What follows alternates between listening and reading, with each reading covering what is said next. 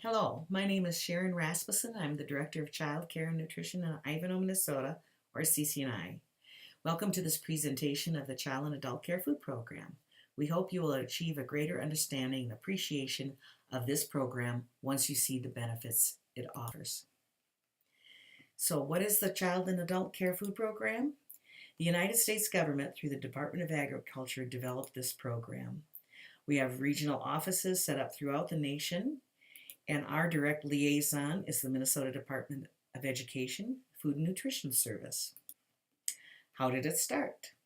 When World War II broke out in 1941, the U.S. implemented a draft program to recruit young soldiers into service. Unfortunately, a large number of young men were turned away because they were unfit to serve due to childhood malnutrition diseases. These diseases included poor eyesight, bad teeth, crippling rickets, and many other maladies. Health officials had tried to warn the public since the early 1900s that this was an ongoing serious health issue in the U.S., but World War II brought the message home in a big way. So Congress took action. After World War II, when the baby boomers started creating a huge increase in birth rates, the Congress looked around and decided that we are one of the most powerful nations in the world. We can't allow our children to grow up malnourished. They decided that schools were the best way to ensure children received at least one nutrition meal per day, so they created the School Lunch Act. In 1968, they created the Child Care Food Program because the early 1960s saw more and more young families working with working mothers. The culture in America changed so that it was no longer a disgrace to have a working mom as part of the family, and women went to work in larger numbers as they needed child care options. More centers started in home family child care became an option for many families. The economy of the family unit and America flourished. And expansion is a good thing because the child nutrition programs have expanded over the years to include many other opportunities for nutrition for children. So how did CCNI start? Well, Congress made a law to use nonprofits as a go-between so they did not have to collect paperwork and process claims themselves. So nonprofits became the go-between for them. CCNI, myself, I was a licensed daycare provider in 1979. In 81, I was hired by my sponsor that I was using as a monitor. And in 1984, a group of community members from Ivanhoe got together to form a nonprofit. And that's how we've been going ever since. Currently, there are 4 sponsors in Minnesota, and CCNI is based in a small town with small town values and homegrown personal help and assistance and service. So, the benefits of becoming a licensed family child care provider is work from home, no travel in bad weather or leaving home in bitter cold Minnesota mornings. You are your own boss. You make your own schedule, your policies, public relations, and you work with young children. That's the best. Being licensed brings out an aura of professionalism to your field and gives you credibility as a person who has passed a certain standard to safely and lovingly care for children. For example, I have a driver's license. Why do I need a driver's license? I can drive just as well with my license or without one. So why is that so important? Well, when you think about it, it is a way of showing that I have passed some tests, I am registered with a state, and I am qualified to drive a car legally in Minnesota and safely, which affects other people out there on the road too. The best part of being licensed is the resources that licensing gives you. Access to training, networking, and other providers, and best of all, you can now participate in the Child and Adult Care Food Program.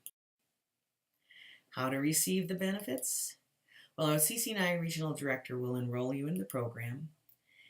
Providers receive manuals and tools to help them claim successfully. The regional director will also come and visit them during hours of operation 3 times a year, and these are very supportive, helpful, informational visits. And training is provided in many ways, including in-home, online, or in person, and they usually count for licensing, and they're free. So who is eligible to be claimed for reimbursement? Infants through 6 weeks through 12 years. Children 12 years can be claimed. Migrant workers' children and older adults can be claimed if they meet the certain standards and conditions. What do I need to do to receive the reimbursements? Well, you enroll the children into the program with a child enrollment form. That's step 1. Step 2 is you record individual meals and snacks by child served on a meal count form. Step 3 is serve the meals according to the meal pattern guide and record the food. Children must be enrolled in the month in which they begin participating in the provider's home. The enrollment can be submitted to the sponsor at the time the claim is submitted. Providers must keep track of other records daily, and enrollments are updated annually. This is a sample of our CC9 enrollment form. Vital information includes beginning date of care, parent contact information, civil rights data collection, and also included on this form for the parents, which they receive a copy, is WIC information and contact and state information and contact. Here's a sample of our meal counts, and it illustrates how we reimburse children's meals. Each one of those columns is an individual child. The calendar date is listed alongside the form, and each child's meals are recorded within those little boxes. At the end of the month, they just add them up and fill out the information and send them to CC&I with their menus. Here are the meal pattern guides, and these are the current meal patterns. They will be changing, and full implementation will begin no later than 10/1/17. But currently, breakfasts include fluid milk, bread or grain, and a fruit or vegetable. Snacks are 2 of the 4 food groups: a fluid milk, bread or grain, meat or meat alternate, or fruit or vegetable. And so there's 2 of those. And then the lunch and suppers include fluid milk, meat or meat alternate, 2 fruits or 2 vegetables, or 1 of each, and then a bread or grain. Infant, that's the regular menu patterns. Infant meal patterns are different, and they are very, very easy to use. So what do I need to do to receive the reimbursements? So we, at the end of the month, submit all the enrollments and all the meals and snacks recorded for the previous month. Then send them to us every month, and we will process them. The claiming dates for November are: your full claim for the month of October must have been received by noon, November 3rd. Then payment will be reset. Now, if you miss that first date, then we have other dates that we can receive that claim, and you'll still get reimbursed within the same timeline. So that's what the schedule that you see on the screen is printed every month in our newsletters with the concurring dates. So how much can I be reimbursed each month? These are the rates. In 1996, Congress required 2 tiers of reimbursement for the CACFP participants.